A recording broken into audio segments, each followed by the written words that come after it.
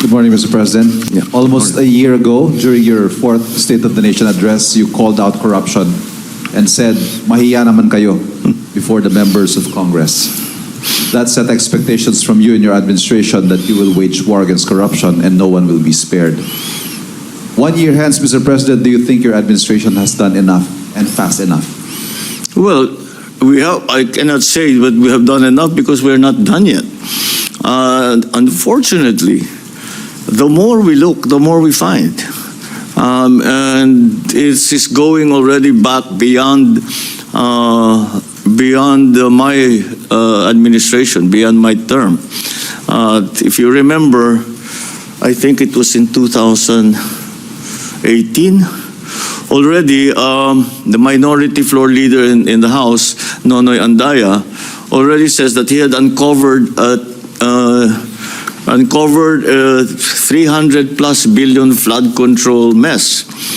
And so when we look at what happened last year or the year before, then we can see that the pattern extends beyond 2022, back beyond 2022, and back to about that time, 2017, 2018.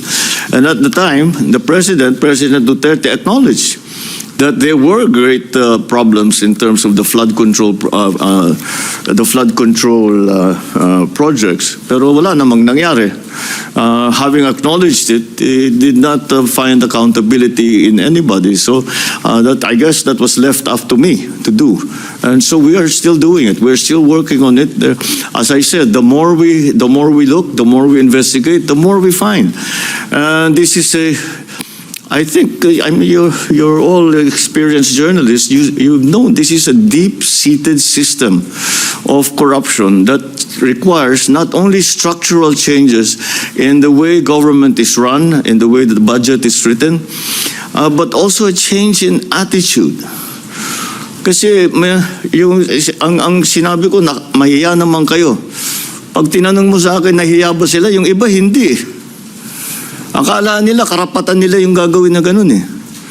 Wala kaming ginagawang mali. Ganyan talaga patakbo rito. And that's the hardest part to change. That's the hardest part to change. The culture of within government, where to take they put all kinds of nice words, rebate, kickback yan. Wala nang ibang sa tunay na salita, kickback yan. Okay daw yun. Para sa iba, okay sa kanila yun. At saka karapatan nila bilang whatever.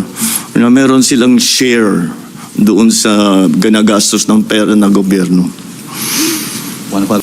What do you plan to do moving forward, Mr. President, now that corruption has become the favorite talking point among your critics and those who are calling for your ouster? My answer? My ouster. My ouster? Yes. Binabalik po nila sa inyo ito. From critics. Yeah. Kung hindi ko sinabi yung sinabi ko sa SONA, wala tayong pinag-uusapan na ganito. I am the one who exposed all of this. And I'm the only one that has started to do anything about this. Bakit? Ang mga nakaramba na Pangulo, may nakita ba kayong ginawang ganon? Meron ba silang kinulong? Meron ba silang finish na account? Meron ba silang mga investigation na ginawa? Wala. Sa akin lang. Tapos sasabihin, ako daw ang may kagagawan. Kung talagang racket ko yun, ba't ko sisirain yung racket ko? Di ba? That makes absolutely no sense. So, is it as a selective justice? I'm sorry? Selective justice. What about selective justice? Pinipili lang daw yung mga kinakasuhan, yung mga iniimbestigahan. No, from the time that we formed the independent commission, sinabi ko, we'll just follow the evidence. And we continue to do that.